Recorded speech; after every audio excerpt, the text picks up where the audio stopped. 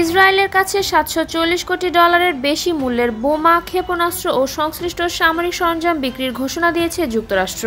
গত 7 ফেব্রুয়ারি এতে অনুমোদন দেয় আমেরিকার সরকার।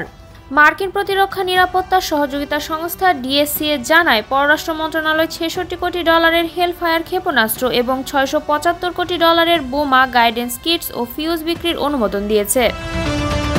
এক বিবৃতিতে ডিএসসিএর পক্ষ থেকে বলা হয়, এই অস্ত্র চুক্তি ইসরায়েলকে তার ভূখণ্ডের সুরক্ষা নিশ্চিত করতে এবং ভবিষ্যৎ হুমকি মোকাবেলায় সহায়তা করবে। এছাড়া এটি আঞ্চলিক নিরাপত্তা বজায় রাখতে গুরুত্বপূর্ণ ভূমিকা রাখবে। 2023 সালের অক্টোবরে ফিলিস্তিন প্রতিরোধ গোষ্ঠী হামাস নজিরবিহীন হামলা চালানোর পর ইসরায়েল গাজায় ব্যাপক সামরিক অভিযান শুরু করে। টানা 1 বছরের বেশি সময় ধরে চলা এই অভিযানে ব্যাপক ধ্বংসযজ্ঞ চালানো হয়।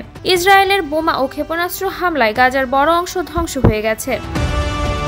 গাজায় যুদ্ধবিরতি সত্ত্বেও ইসরায়েলে 2000 পাউন্ড ওজনের শক্তিশালী একটি বোমার চালান দিয়েছেন মার্কিন প্রেসিডেন্ট ডোনাল্ড ট্রাম্প। এর আগে সাবেক মার্কিন প্রেসিডেন্ট এই বোমার চালান আটকে দিয়েছিলেন।